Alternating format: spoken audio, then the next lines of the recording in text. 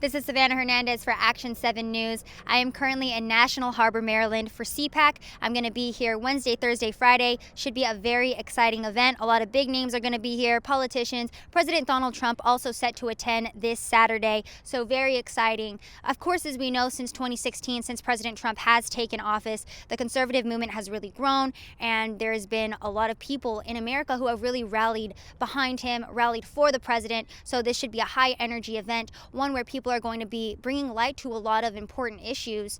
One of those issues, one that I think is at the forefront and that President Trump should be paying the most attention to, is that of censorship on social media platforms of conservatives. We know that back in 2018, Alex Jones was banned on YouTube, Facebook, Twitter, all of these social media platforms that say that we're allowed to have free speech on there, that we're allowed to have our freedom of thought. However, people are getting banned, and this is a consistent trend that we've seen continue to happen. So tonight in Washington, D.C. at the Omni Shoreham, there's going to be an emergency Save the First Amendment Summit. Alex Jones is going to be one of the speakers, Gavin McInnes, Nick Fuentes, Owen Schroyer, some of those big names that you've seen banned off of these social media platforms. This is an event that is going to be free to the public, open for anyone to attend to. So if you want to come and fight for the First Amendment, stand up against big tech, and stand up and say, hey, President Trump, this is something that we need to take action on. This is something that we need to move forward on, because people are not allowed to speak freely anymore.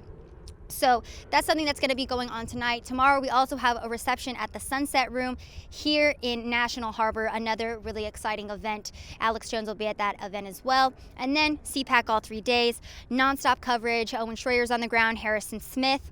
Now, folks, aside from CPAC, though, there's been a lot of other news going on. We know that the coronavirus is continuing to spread here in America. There is increasing alarm because people are now saying that this virus is going to be spreading throughout our nation, potentially. It's a global pandemic. We've seen it in Italy. We've seen it in South Korea. There's a lot of heightened just tension around the world regarding this virus.